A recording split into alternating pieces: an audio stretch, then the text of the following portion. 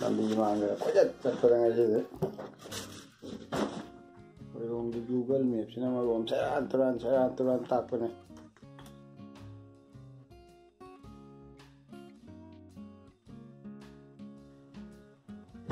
mai kek than bây giờ grat ki put no pi do sai liep pa le ba long ka long ta ni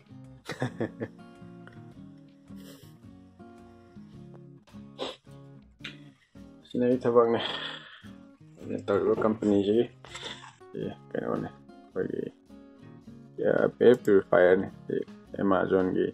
Alexa ne kari no Siri Google cái nó gi Apple gi Siri na ga koi voice control una cái đó này air purifier này nhưng mà là của cái Alexa cái nó đó air purifier làm tao on tao rồi hai cái mà tao nên thâu được bị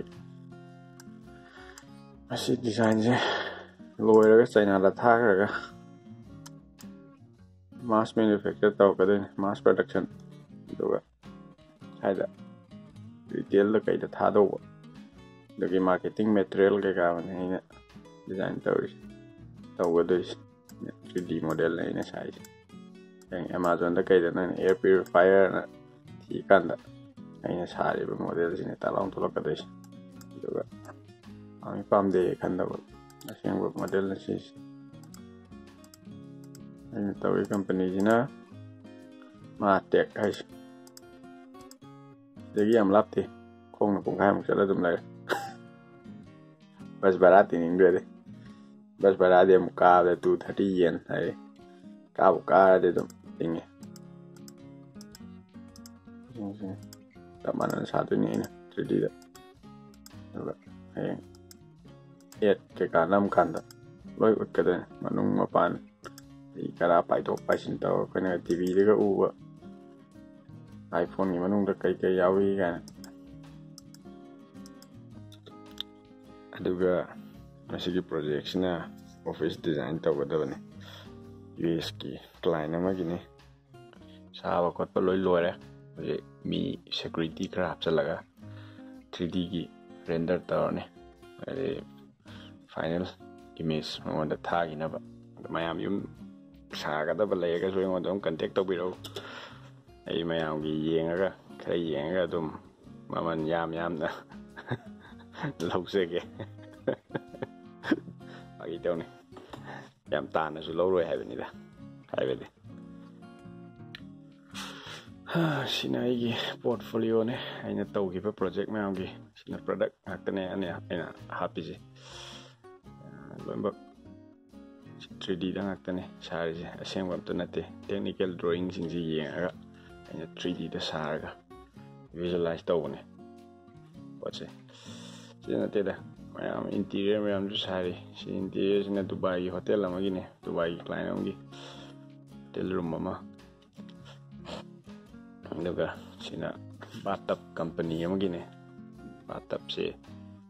kai da ka je kai da hap fajani yengo hai makan nei na ka da hap salaga visualize stories ade sangai hap sali koi sakta na ba moi khang moi na budi khang moi koi na noi je ba koi gi lam gi ba kai nom hap ki se duga china character ne na sa character de ki su yamna thawai yam yaw boy de dragon ne sina tamba horokpada practice ne sa gi ba keno ne ina koi avatar ga yawa